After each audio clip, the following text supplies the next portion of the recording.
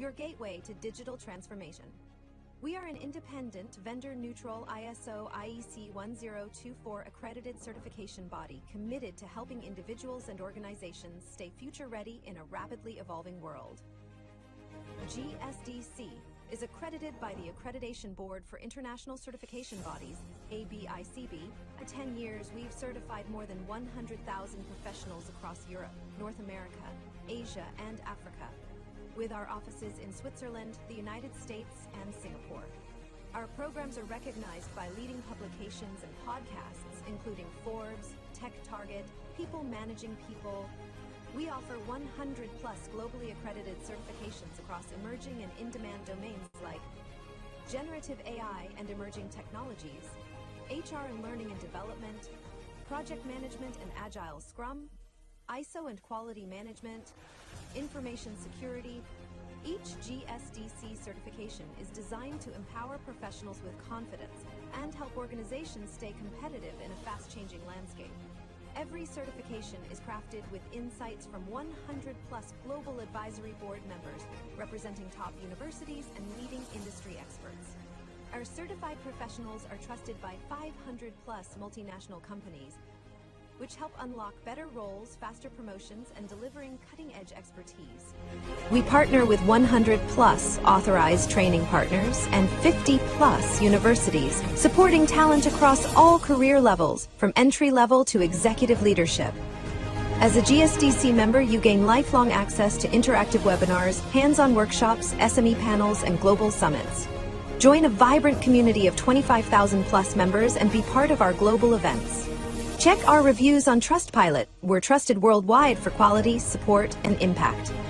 Whether you're aiming higher or building tomorrow's talent, GSDC is your partner in purposeful growth and impactful leadership. Visit our website to explore our offerings. GSDC, share the best practices and learn from the best practices. Hello everyone, we'll be starting a session shortly. Just allow me to share my screen. And would like to introduce myself. My name is Preetam. I'm going to for this session, and I'll be taking care of the chat box. If you have any questions, please do let me know. And I hope my screen is visible to you all. And I welcome you everyone to GSDC Certified Learning, Mastering the Art of ISO 42001 Audits, with the theme that is Achieving Excellence in ISO 42001 Audit Strategies for Compliance, Risk Management, and Continuous Improvement. And I'm really excited to host this entire webinar series, which is scheduled from 22nd to 26 September 2025, with the time slot that is 8:30 a.m. Central and 9:30 p.m. Singapore time. And we do have this amazing panel of speakers aligned for this webinar series. So please do join us for the remaining sessions as well. And today we'll be having Elena Bobkova with us, and she'll be presenting the topic that is identifying non-conformances and mitigating risk in ISO 42001 audit. So before she could start with her session, I would like to introduce our hosting organization. We're known as Global Skill Development Council. We are vendor agnostic, vendor neutral. We are globally recognized certification body, and we are accredited by ANSI and ABICB and supported by World Press Hub, which is our official media partner who covers all our events and press releases. We do have 100-plus certification portfolio with us, and we have certified more than 250,000 professionals worldwide, and we have 500 SMEs. Those are subject matter expert, industry experts. So they're affiliates from top universities, and they work with us closely to design our deliverables. We are associated with 1,000 multinational corporates and 500 Fortune companies and 50-plus universities across the globe. And I'm very proud to inform you all that we do have 100-plus authorized training partner across the globe. We have partner in Asia, Africa, Canada, America, and many other countries. So would love to thank you those who have joined us through our training partner channel. In case if you're looking for any training program for yourself in order to upskill yourself, you can definitely reach out to our training partner. I'll be sharing the link in the chat box so you can have the access and you can reach out to them. Also, a special shout out to our World Press Hub official media partner who covers all our events and press releases. As I mentioned in earlier slide that we do have 100 plus certification portfolio, which includes certification on generative AI, agentic AI, ISO related certification, generative AI in cybersecurity, risk and compliance, PMO, project management, and so on. In case if you're looking for any of these certification to upskill yourself, you can definitely reach out to a learning advisor, or you can explore our website, that is www.gsdcouncil.org, to check all the details regarding the certification and offerings that GSDC has for all of you. So what benefits you'll be getting with this certification? So you'll be GSDC's member for a lifelong, and with that you'll be getting certificate upgrade. You'll be having access to all our events, boot camps, workshop, free access, and also you'll be getting access to all our exclusive learning program that we do have. Along with that, you'll be getting implementation resources, speaker invites, and access to newsletters. So without any further delay, let me give me a minute.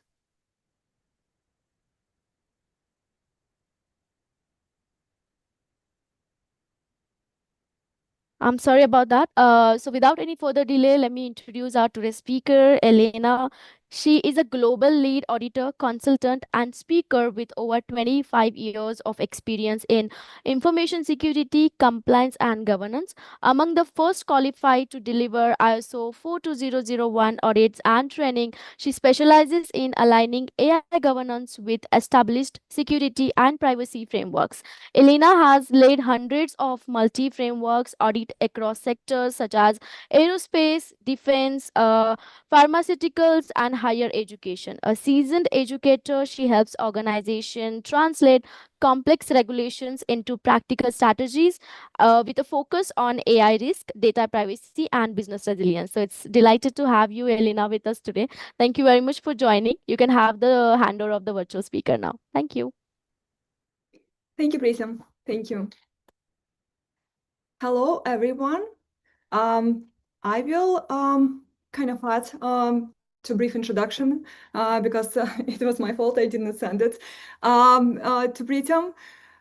In a video, I have more than 25 years of experience working in Russia as a compliance manager, in Australia, in UK, and now in US. I live in US for about 9 years now, and working as a compliance manager for multi-ISO for electrical manufacturer, and now working as a lead auditor for multi-site, multi-ISO enterprises. For example, if company want to have 9001, 14001, 27001, 42001, many ISO, I will help them to integrate that, and I can be one auditor who will audit those ISO, and also helping with sampling and all kind of various things what related to ISO and other security framework. I do a lot of public speaking, and my topic is AI and security. I was one of the first qualified trainer and qualified lead auditor for 42001 for South and North America.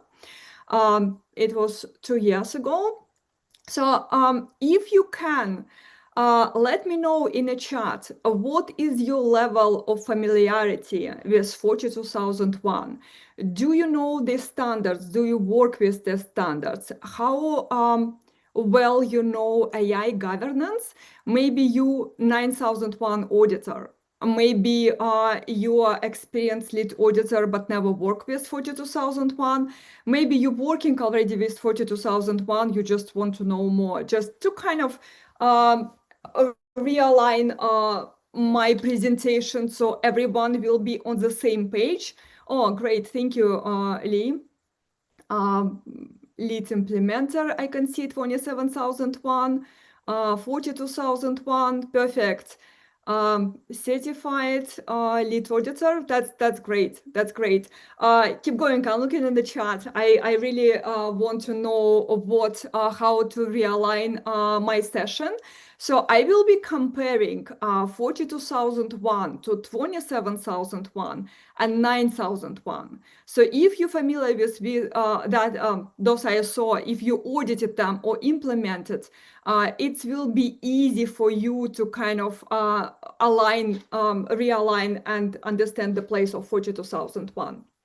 So each ISO standard has high-level structure. You probably all know that. It's a scope of certification, scope of organization. It's a risk assessment, either quality risk assessment or environmental aspect and impacts, informational security risk, and ISO 42001 is absolutely the same. So it's also assessing the risk. And now I realize I forgot to start sharing presentation, and I will do that.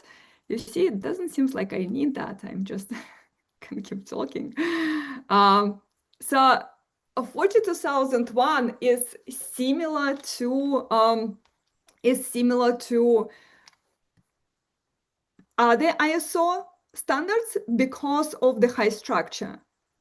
Just give me a second. I will open chat just to see your answers because I need the feedback from audience. And yes, perfect. 42001 has a similar high-level structure, and this is why it's easy to integrate all standards together. If you already deal with other ISO standards, if company has implemented 9001, 14001, even if company not certified, even if those management system is not verified by a lead auditor, still it's easy for you will be to understand 42001. So what is the high-level structure? It's policy, roles, responsibility, whatever is outlining scope, right? It's evaluating risk toward this particular ISO. Quality risk, artificial intelligence risk, we will go through all these in all details. And it's also performance evaluation from the management perspective and performance evaluation from the internal audit perspective.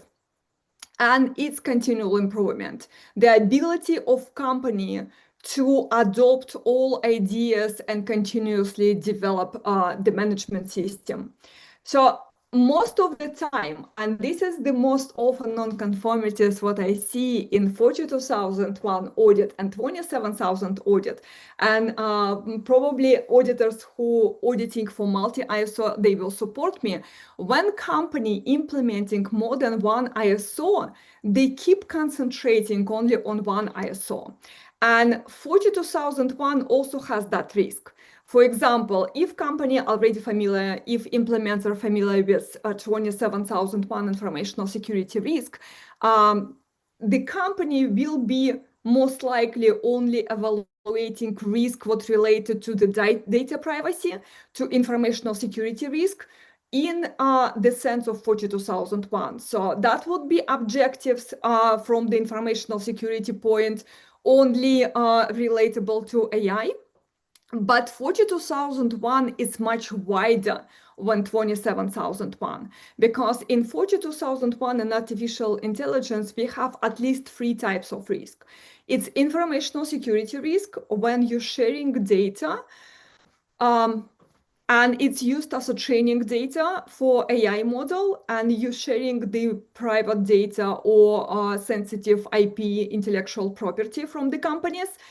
This definitely informational security risk, but also AI in comparison to ISMS, to informational security management system, has the quality risk, and quality of risk is the quality of AI output. So it's nothing to do with informational security, but then company establishing AI management system, this one objectives what the company should have: to understand how to improve quality of AI output, how to use AI efficiently, and this is not informational security risk. Another issue, another risk, and could be objectives, what related to AI. It's simple kind of AI flaws. It could be not perfect side of this particular AI model. Some AI model do some area better than other. And sometimes AI can hallucinate, can give you biased information because the biased information based on the training data. So that's also not related to the informational security risk. It's not related to quality risk. Because sometimes it's not in the power of the company if you're using other developers' models. So that all framework should be extended for 42001. So it's not enough just to copy paste 9001 requirements for quality or 27001 requirements for informational security. We have to think more in altering to the 42001. Okay. So as I said already, AIMS, it's artificial intelligence management system structure. It's absolutely similar to other ISO standards. It's similar to 9001, it's similar to 27001, and to the auditors who already have the experience working with other management system with other standards, it's maybe will be interesting for you to understand the difference. Okay, sorry. It's maybe interesting to you to understand the differences. Differences, as I said, what artificial intelligence management system and ISO 42001 has different, a bit deeper variable objectives and risk because of the nature of artificial intelligence systems. But also it has addition of what other ISO standards don't have. For example, its impact analysis. You not only have to evaluate risk related to AI, but you also have to evaluate impact of what AI creating on maybe other people. And why is that? Because when we're talking about management system in a sense of ISO, when we're auditing company who implemented management system, in this case, artificial intelligence management system, the auditing is in the scope of certification, in the scope of this organization. What does it mean? It means what company evaluating objectives, their own objectives, what they want to achieve in 1 year, in 3 years, in 5 years. And company evaluating their risk, how that implementation will impact their risk for manufacturing, for service provision, how it could impact their customers. But even though it's kind of taking risk from outside of the company scope, through the vendors, through the customers, it's still inside of the provision of this product of that company. When we do impact analysis, it can go much wider. So impact analysis is, for example, let's take example with OpenAI, AI models. Let's take ChatGPT or DeepSeek. How to do impact analysis? If somebody on other part of the world will enter the prompt, trick the AI system safety security protocol, and gather some information what could cause harm, right? Some, I don't know, public distractions or something like that. So that is impact analysis. At the primer space, when we evaluating risk, when we do the risk assessment, for example, for OpenAI who created ChatGPT, we cannot foresee that it's not OpenAI risk. Because OpenAI risk, it's only related to directly cause whatever they do with the products, whatever they're providing. But impact analysis, it's much wider.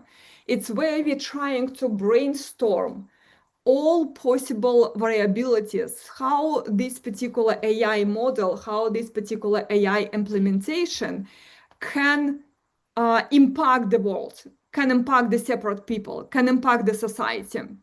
So impact analysis toward your AI MS, this is what differentiate 42001 from all different ISO. It's extra, I would say it's extra addition in a high level structure. And this what implementers and auditors always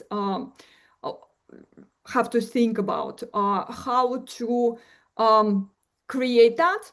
What would be the routine review, routine changes. And usually, as you know already, anything what we do for ISO system, for management system, should have schedule of reviewing.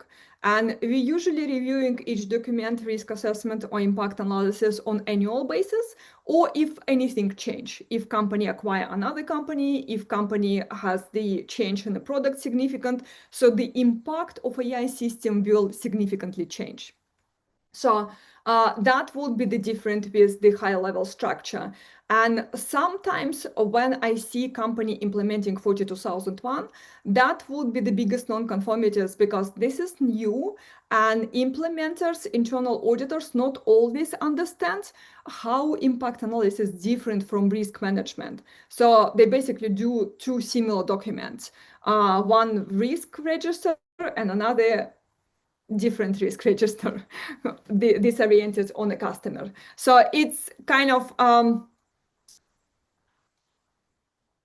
understanding what impact analysis has much wider application. And this is mandatory requirement for AI management system. So you need to kind of understand it's more deeper and practice before you will have company implement that, or when you will be auditing, also pay a lot of attention to that. Okay, let's go further. For 42001, we need to touch imperfection of ISO 42001 also to understand next point. 42001 has different roles for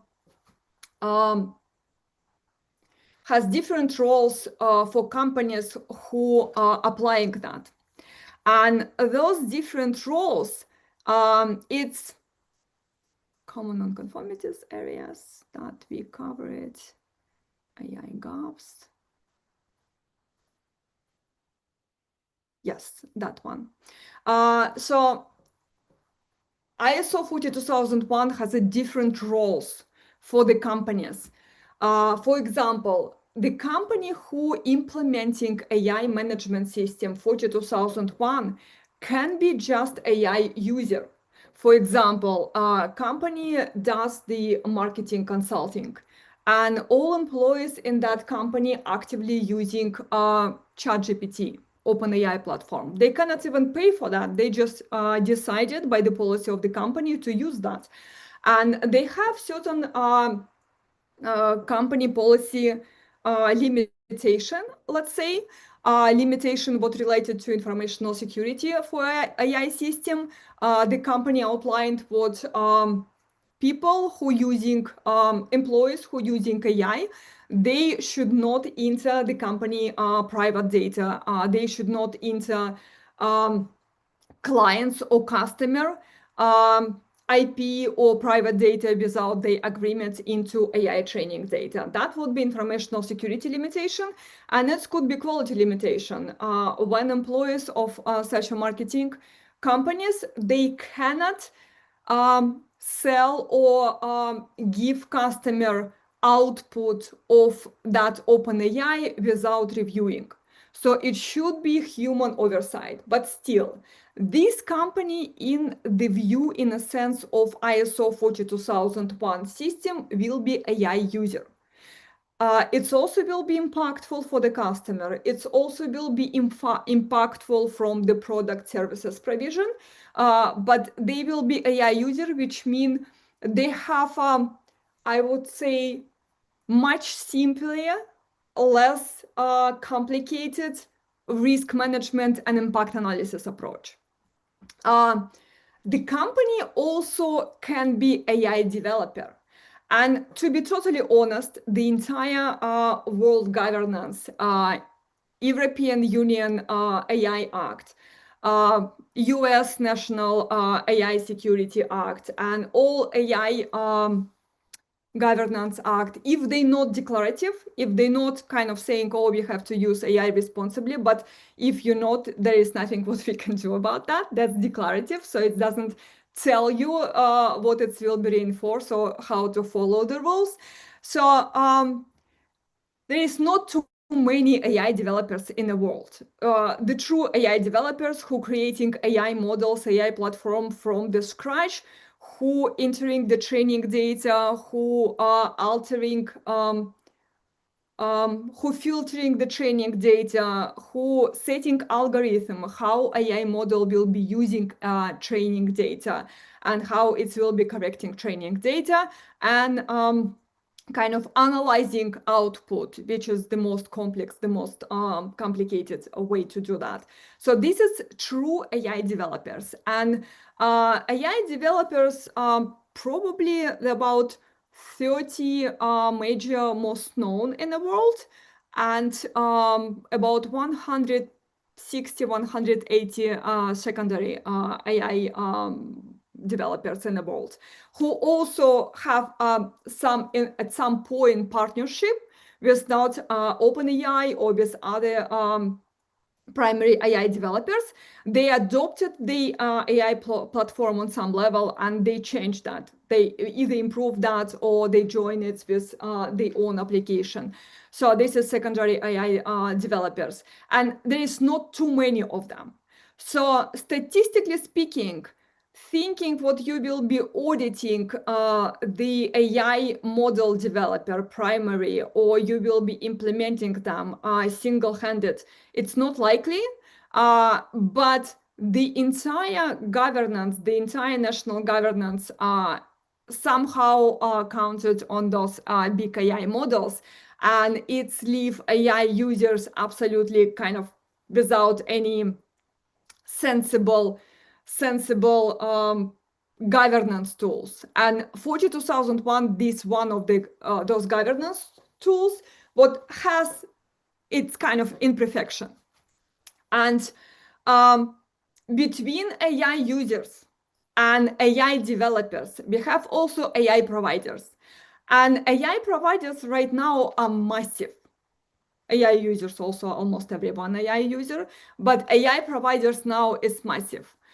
Because now we have agentic AI, now we have open MCP platforms, we have a lot of tools what help us to integrate AI into any product, into any API, into any software developing product.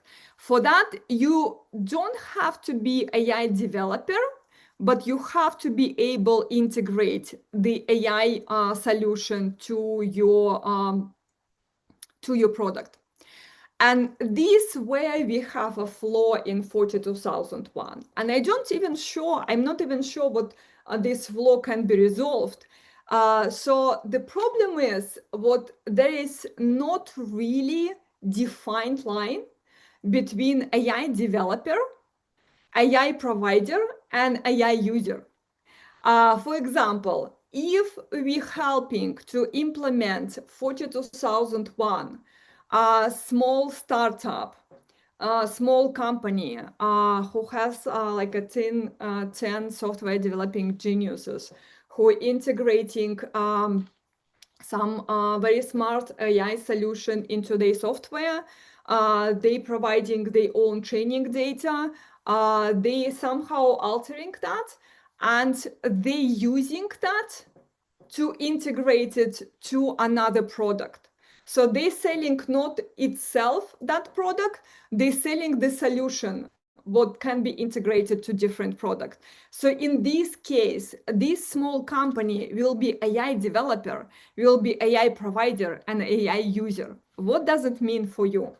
For implementer or for lead auditor, it means for that small company will have to evaluate risk related to AI, and will have to evaluate impact analysis for all three roles separately. They have to evaluate impact analysis and risk for them acting as AI developer. And it's also very foggy definition of what in that sense would be considered as AI developer. So they have to evaluate the role as AI developer with all evaluation risk and impact analysis. They have to evaluate impact analysis and risk for them as AI provider.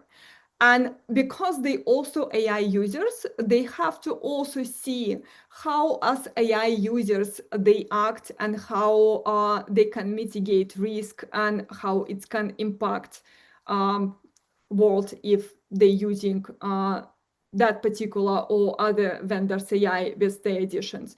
So these three roles, AI users, AI providers, AI developers, they kind of are really not well described, and as I say it again, I'm not even sure what it can be described better.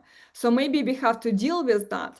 You have to understand what it sometimes can cause disadvantage for the small companies who acting as in all three roles, and it's maybe easier to integrate to implement 42001 for the company who is using AI just as AI users, who is using OpenAI, ChatGPT for creating, I don't know, marketing materials or educational materials, something like that. So that is the imperfection part of 42001, and no one ever has the right answer. If somebody will tell you, oh, I know how to define roles, this will be AI provider for 100%. It's not true. No one can define roles. Probably you can be close to the true point of definition after having 3-4 different sessions with the client and implementation. But when you lead auditor, and if you're auditing such a company who has AI developer, AI provider, and AI user role, I would ask you to be gentle because the ISO standard is new, and it's hard for the company to evaluate those risks if they don't have much experience in that. And for example, I, as a lead auditor, I have a rare opportunity to look behind the curtain into biggest enterprises, into most coolest company with loud names who has governance department, 20, 30 people with great knowledge who working on those risk assessment. And then I auditing them, I can see what they do, and I can adopt this good practices, good business practices, and kind of transfer that as a knowledge transfer to other companies, of course, with all NDA and everything. But I just see how it can be done. So it's not like I have some secret knowledge or I have a rare talent what no one have. No, I just have access to information what created by really smart people. So I can see example what applied on the practices already for 42001. And the company who I'm auditing, for example, startup company with 100, 150 employees, they don't have this experience. They don't have this practice. But as a lead auditor, I cannot consult them because you can only be in one role. You either help to implement ISO and consult company, or you are auditing them for ISO certification. The range between these two activities is 2-3 years. So if you consulted, if you implemented ISO standards, you can only be lead auditor for that company in after 2 years or after 3 years. Otherwise, it will be conflict of interest. I see the questions in the chat, and we will be back to them when we will have time for the question, and I rely on a Pritam on kind of remind me when I have to stop talking, because I can speak forever. I do the training courses for 5 days, and what I'm really proud of, what people who is on those training courses, they don't want to leave at 5 p.m. They still staying with me, and they asking questions, and they sometimes forgetting what they have urgent urgent task at home. It's the best compliment. Okay, so we already look at this kind of imperfection of ISO 42001 and why it could be complicated sometimes. So in 27001, we dealing only with informational assets and controls to protect those assets. Data privacy, information, what company trying to protect, either they own or the customers. In 42001, it could be multiple roles, and the same company can be in the different roles. It's maybe easy for you to understand that concept if you ever audited company for 27017 or 27018.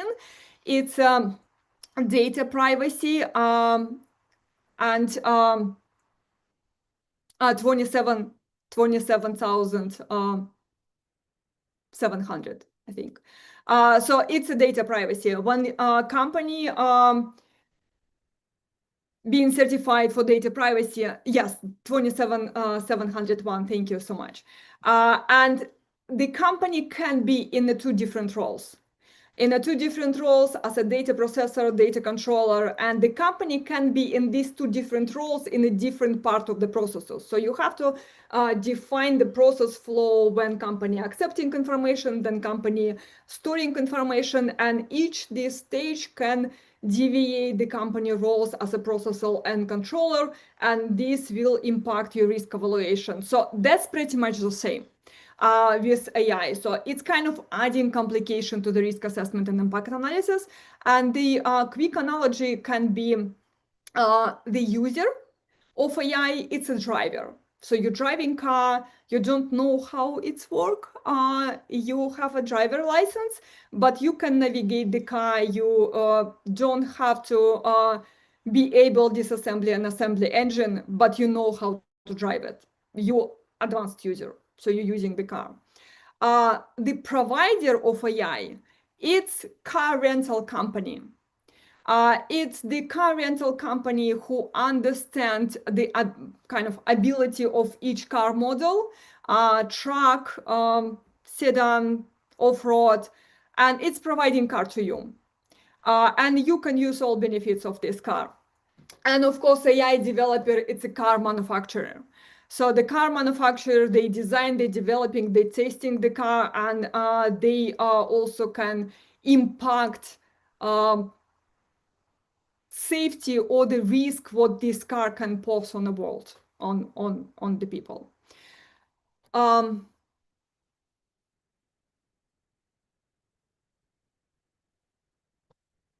Okay. So when we looking at the risk mitigation framework, we always have to be conscious who is posing this risk. Is the posing risk this company as AI developer, or this company acting as AI provider? Or the risk mitigation could be posed as AI user by that company, and the same for impact analysis.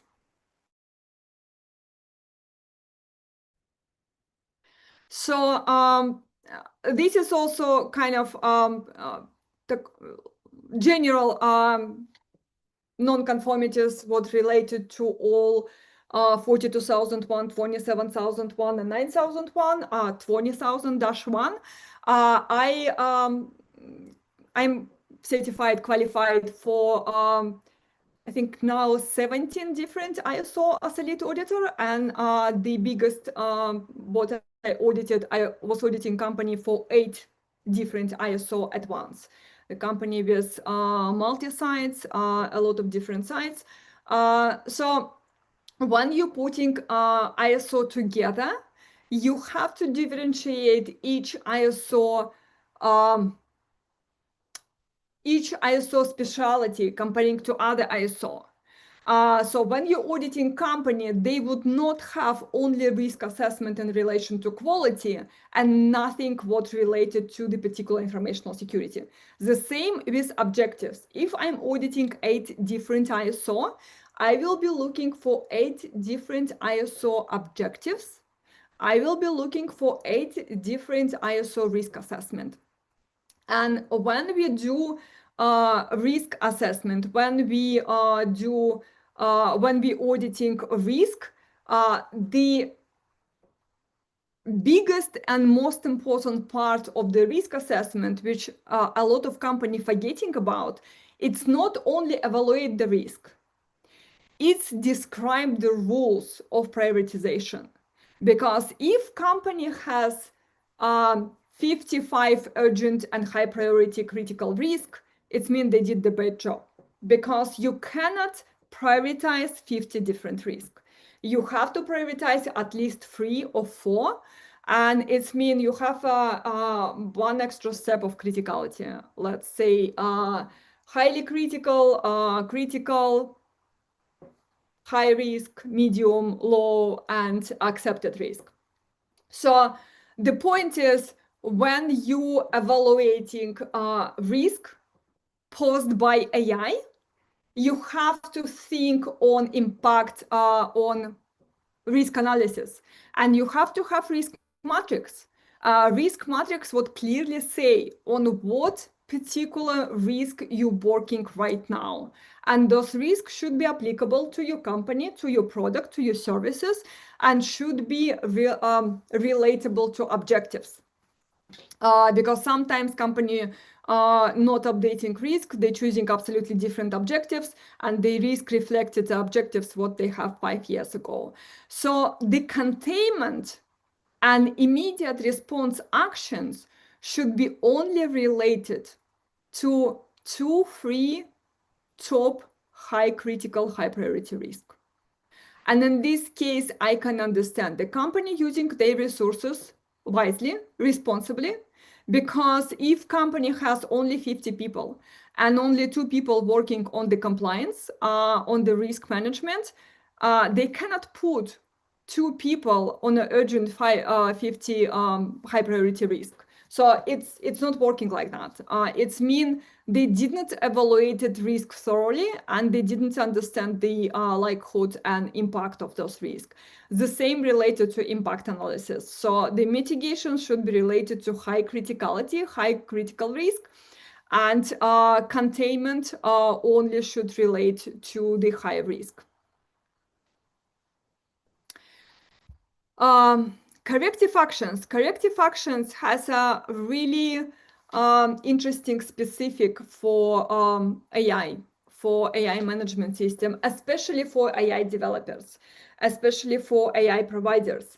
And probably people who familiar with, who work already with AI, who understand how generative AI are working, understand what the more complex system, the more developed generative AI and the bigger data it operate, the less we humans know how decision was made.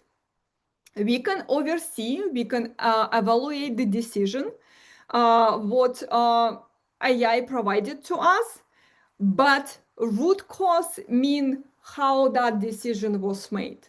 What was the turning point that that decision been made in a wrong way or kind of derail from the point?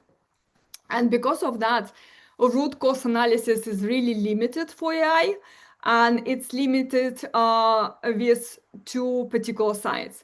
It's clean training data, or organizing training data, control training data, and it's huge. It's a huge area right now in AI and in the risk related to AI, cleanliness of data.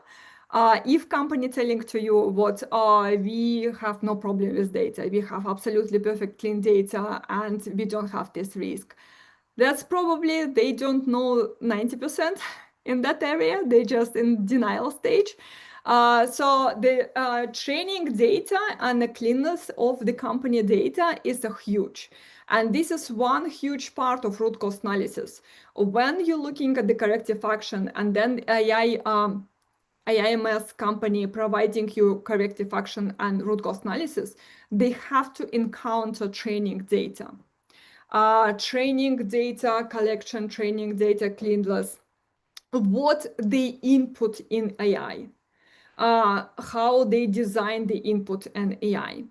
And after root cause analysis, so whatever it's AI kind of processing the data, it's not just simple machine learning anymore. And what else they can do, especially for immediate root cause analysis, not maybe deep, but for fast containment of risk, they can see the human oversight. So they can implement some action where humans can review the output. And if output was wrong, if output deviate from something, cause some risk or impact, you just have to add extra human oversight, maybe more expertise, maybe hire people with particular expertise who can oversee the AI steps. Maybe create extra AI tool what will be questioning the AI output. So root cause analysis primarily will be related to the data input and output. You can keep entering the questions or add the comments, and we will be back to them later when we will have time for questions. And I guess it will be in about 10-15 minutes. Okay. So the process improvement. Process improvement is also a very important part. As you know, the reason for saying what company has mature ISO management system, it's not what they don't have non-conformities. It's not the point. The reason when company has mature management system, it's when they going through this spiral of continuous development. When company going through 3, 4, 5 cycles of continuous development, they're reviewing risk, they're reviewing impact analysis, they're capturing their own issues, their own gaps through the internal audit or through the management review, they're correcting that, and they're going to another upgraded level of the management system. This is the point where we can say what AI management system is mature.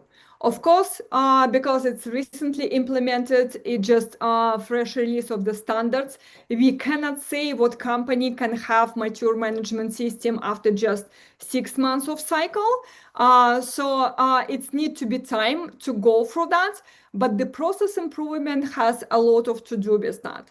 So what process improvement means? The process improvement means it's how company capturing the improvement, continuous improvement ideas, how company not only capturing them, but how company evaluating them from the risk assessment point of view, from the impact analysis point of view, and how company implementing them. So let's say I'm auditing company and they have a perfect process improvement, continuous improvement processes when they're capturing improvement idea from the customer complaint, when they're capturing improvement idea from analyzing case studies on the market. For example, some company had the problem with AI, and some engineer from employer from this company realized that could be improvement, and he sent to this continuous improvement email a suggestion for improvement. So all these improvement ideas coming to the company improvement pool, and they have to be evaluated. They have to be evaluated from the risk perspective, from the cost efficiency and feasibility. If company can afford that, because the main reason for the company is profit. If company profitable, it means it will have great employees, company will pay them well, it will have management system. So the main goal of a company is profitability. So this is why the company needs to assess all these ideas from the point of view of risk and impact analysis. If they implement that, yes, they can earn a lot of money. It will open new markets. They can pitch this AI featured product on way more audience. But what if impact will be not controllable? And what if that impact can cause bigger fines for the company or huge problem? So this would have to be evaluated in this process improvement. And then company evaluated that and they planning to implement those improvements in the next 3-6 months. I would say next year, but with AI, we have such a dense time scale. So now 1 year management cycle is kind of really seems huge, and the company can be such an outsider if they will be waiting for 1 year. So let's say company planning to implement those improvements after evaluation, all those risks and everything. And when company implemented that, and company will have annual internal audit, audited all these processes and analyzed, yes, we evaluated risk, we captured impact analysis, we did implementation plan, we implemented and tested that. And from the perspective of big management system, we evaluated all risk, we didn't miss the opportunities. So this is next level, next spiral of maturity cycle. So when we implementing process improvement, it's mean we can reach the maturity of management system way faster when we can do without that.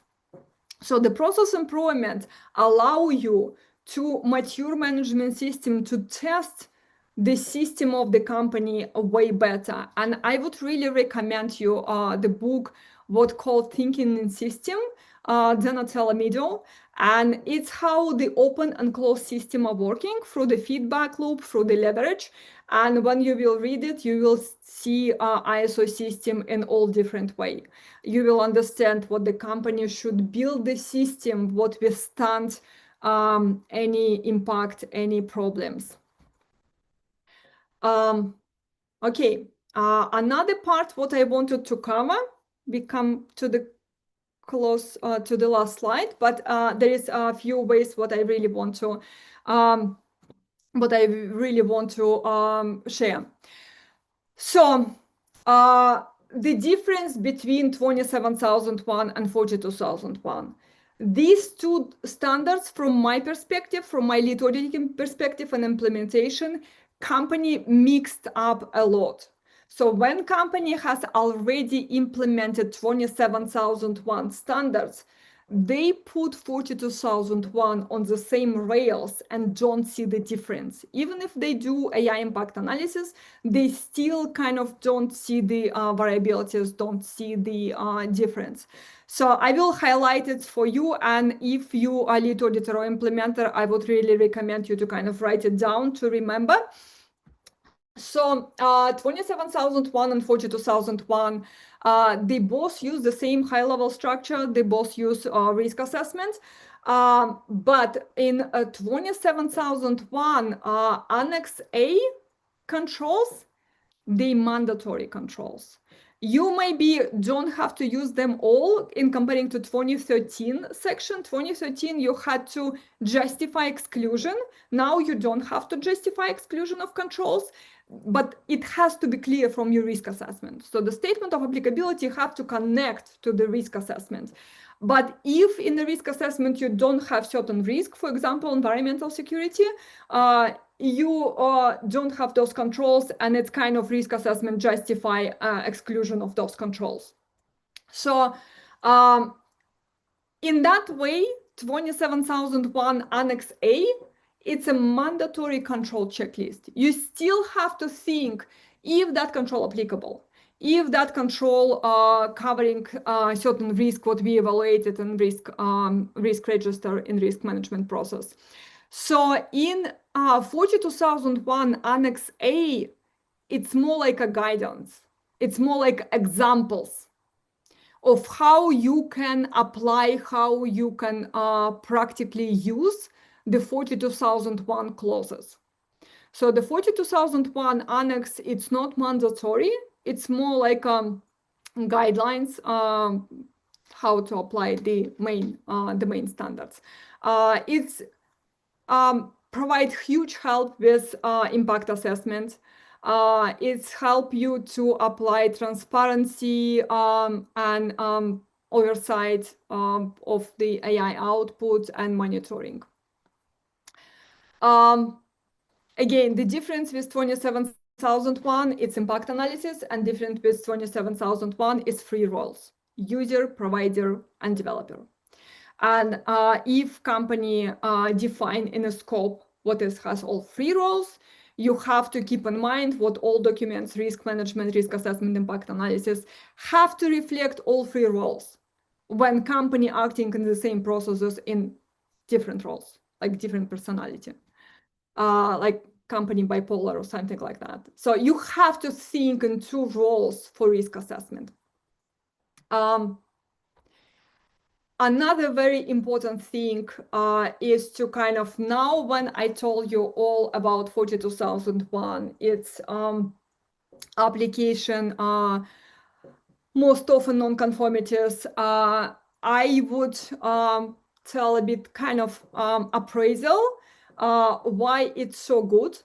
So I don't believe what we will benefit from strict regulation of AI in the world. I don't believe in that, because there will be countries, there will be people who will be using that without those regulation, and they can take advantage of that, while we will be kind of have our outdated knowledge how to use those AI platforms. So what I truly think, what the way how we can do successful governance of AI management system, of application of AI, we need to educate companies, we need to educate people how to use AI responsibly, which means to go through the governance system, self-governance system. And this where 42001 give you perfect method, perfect tool, where you can walk step by step through that. And you don't even have to pay for the audit after, because the audit, it's only verification of what you already done.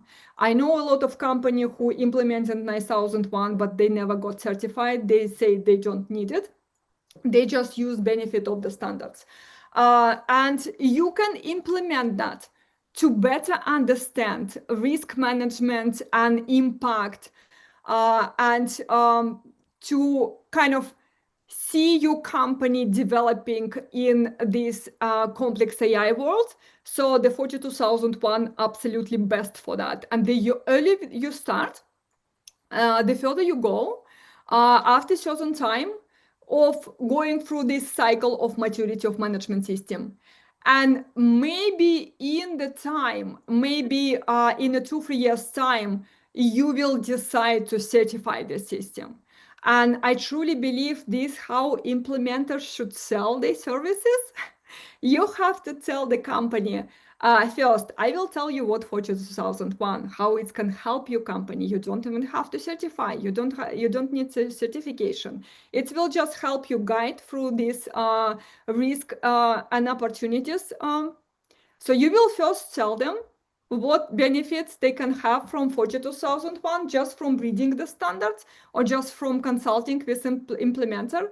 And then they decide, when they see maybe the benefits, they will ask you help to implement that. And then they implement that.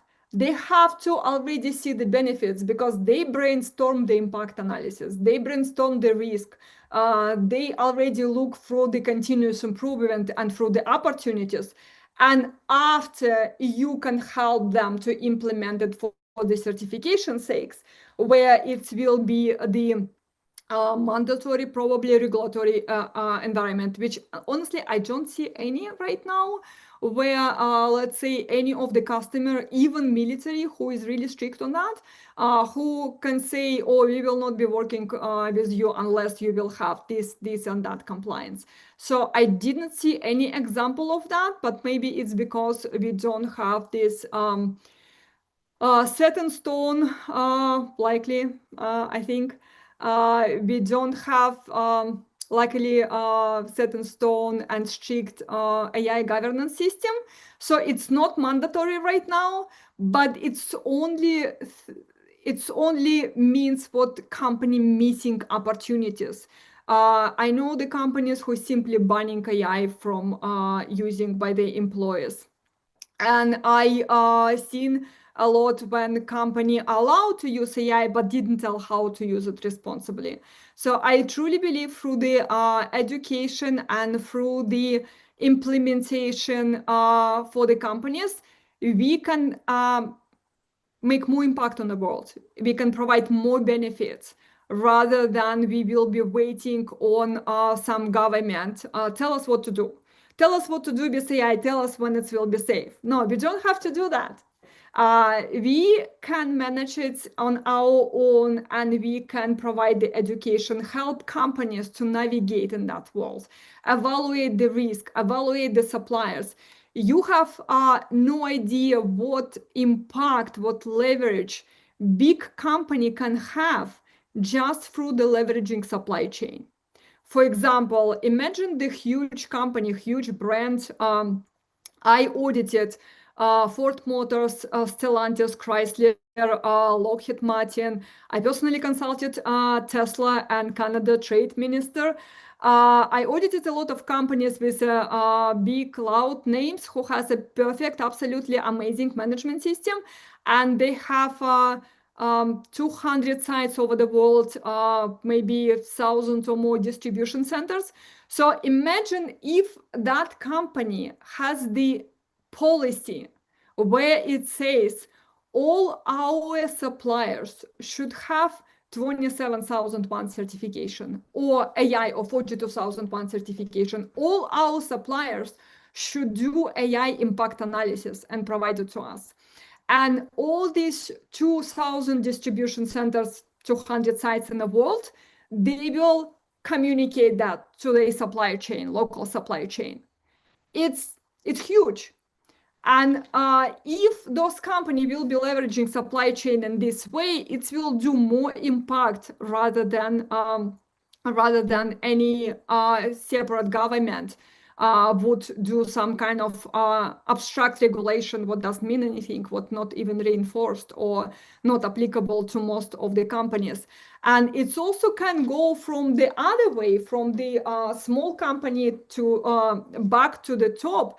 For example, if small company who is software developer who are doing this their product with the help of AI, they decided to adopt 42001 and maybe get certification, they will have a huge companies market open for them because they can simply flash their certificate and say, look, we're responsible AI user and we have evidence.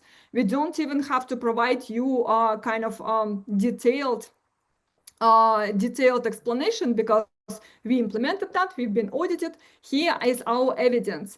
And that would be sign for other companies, but it's providing great opportunity.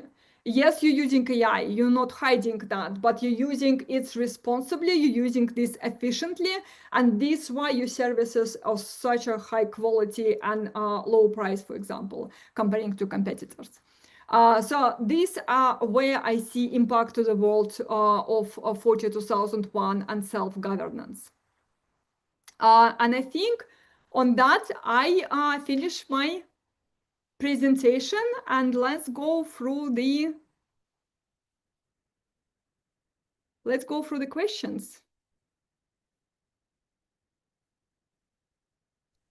Wonderful. Thank you very much, Elena, for such an insightful session. We'll be quickly jumping into Q&A. Just let me pull the questions. We'll Sure. start from the beginning. We have received one question from the Premnath, and I believe he mentioned about three questions. So I'll be reading one by one.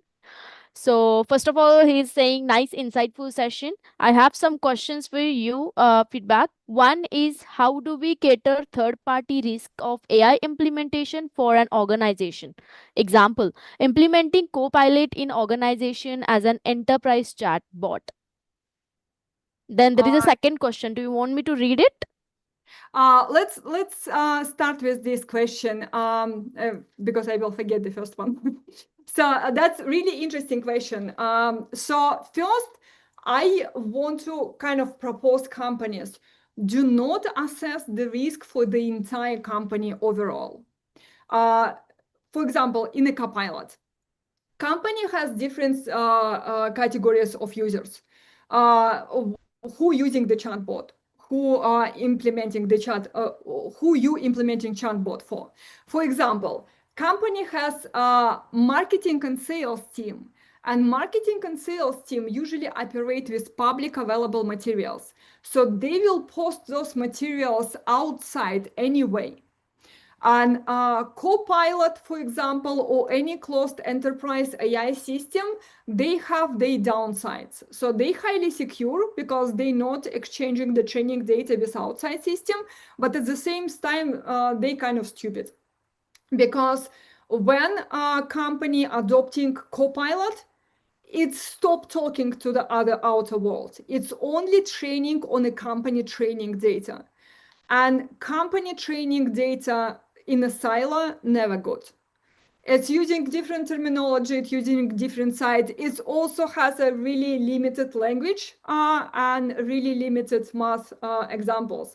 So it's not developing. And this AI system, what confined, they go through the stagnation, they go through the degradation. And I had this dialogue with Microsoft Copilot developer on national director, I would say, even when I was speaking on a Black Hat conference last year. And I asked him, do they have any kind of plans or any way to upgrade Copilot, what will be secure, but a bit more smarter for the companies who are using it for a long time?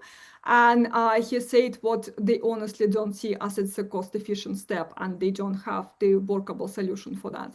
So you have to understand, when you're using Copilot or secure system in a silo, you have to compromise on quality if you want to have high security. And because of that, I would evaluate risk and impact analysis for different categories. For example, sales marketing, they can use OpenAI. They can use free AI because they still will be using publicly available materials. They don't use confidential information. They will publish everything. Why they would limit themselves, and company will pay huge money for Copilot license. A finance department, yes, they can benefit from Copilot because it's a pretty much simple task. It's more like a machine learning. It's not a generative AI, but at the same time, it will be highly secure. So put finance in the different categories. The more complexity you would have with R&D, research and development engineers, because research and development engineers, they usually have to go into unknown, into kind of think outside of the box. And they also have high security, and they also have to have more advanced AI. And these, I cannot provide you simple solution. You can put them in a separate category, but it has to be custom tailored risk assessments for R&D. So that is the only kind of challenging part, but the same. When you're evaluating chatbot Copilot, for example, use different categories of users. Some of the categories, they don't need high security, they don't need limited chatbot application, and some of the users could highly benefit from that. Just use different categories of users inside of the company.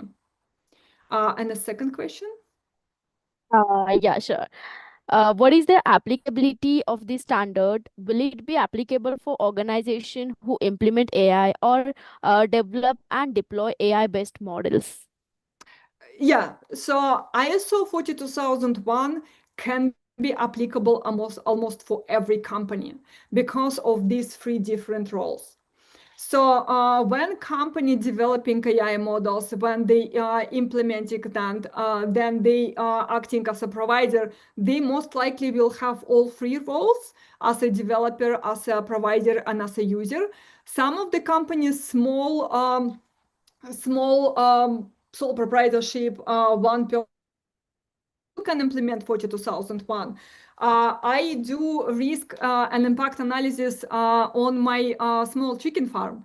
So it can be applicable to anyone. And it's ISO standards. It's such a versatile tool where it's walk you through step by step of building management system, of building the system, how you're working.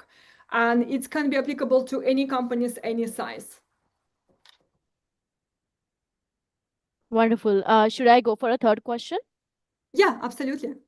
Okay. If a company just implement AI models or develops parts of LLM, could this company still go for certification with expectations in SOA similar to ISO 27001?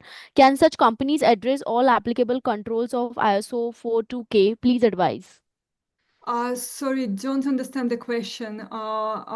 If company implemented what? And sorry, Okay, can you? I'm sending it in the DM. You can just check it Okay. out. I'll be Could the company still go for the certification with exception?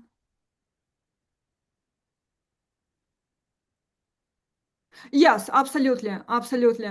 So it can be as an exception in a SOA. So when a company applying for certification for ISO, the scope is really, so we have the scope of organization.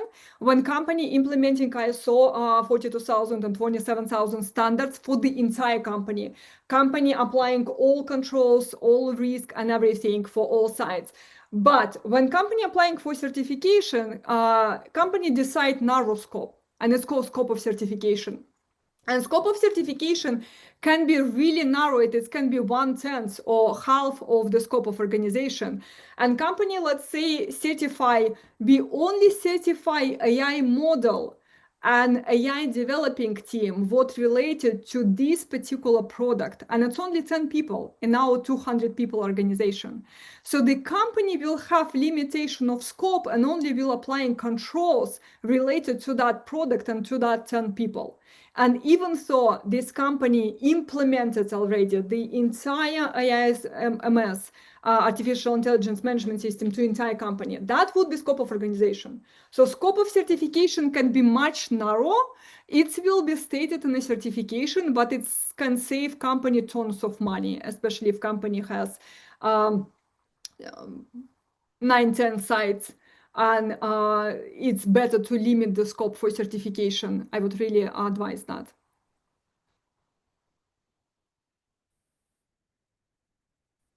wonderful. Thank you. Last two questions as we are running out of schedule time for the Q&A.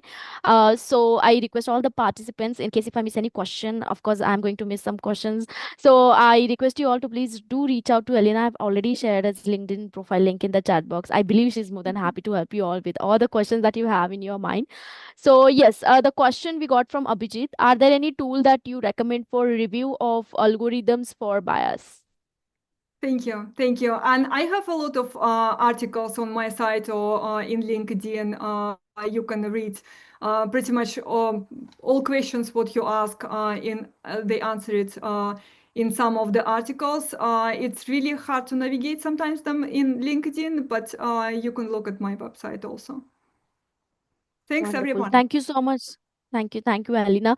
So I do have some great announcement for all the participants regarding the today's feature certification. So please stay connected till the end. And before I move forward, would like to request Alina to share your final statement or thoughts for all our participants today.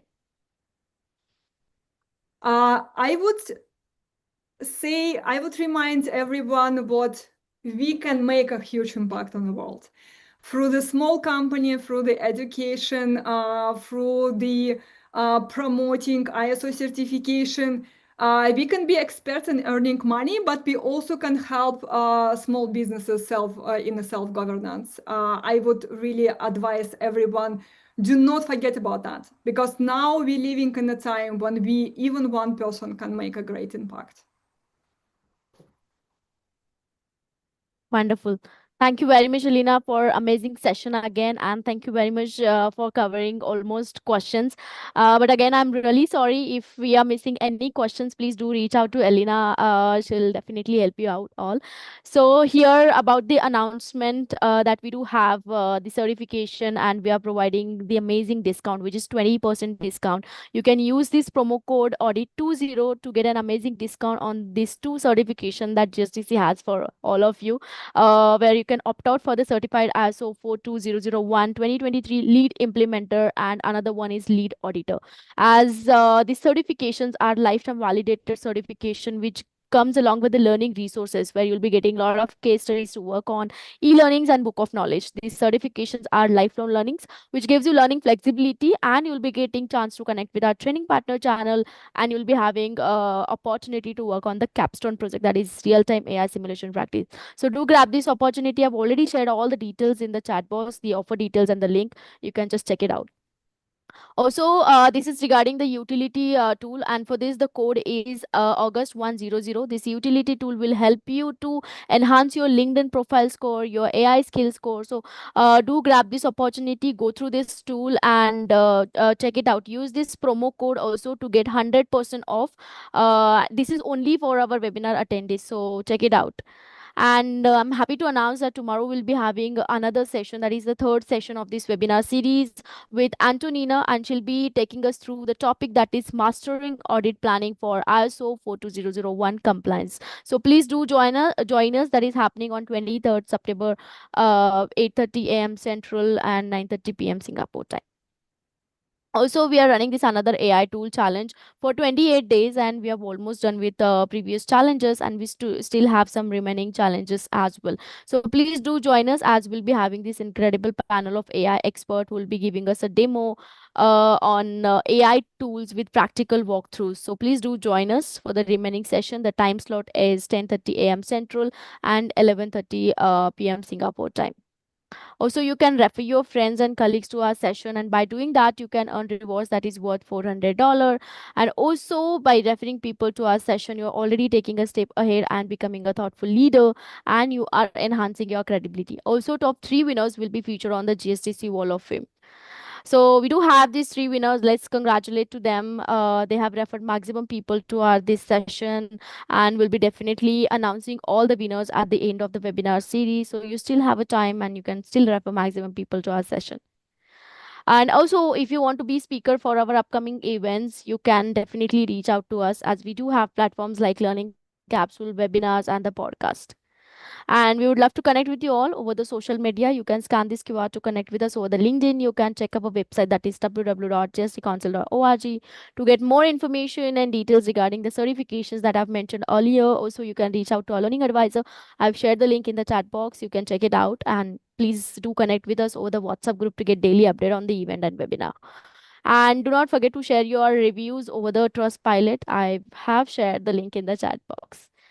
Thank you everyone for joining today's session, and I hope to see you all for the remaining session. Thank you, Alina. Bye bye everyone. Take care. Bye.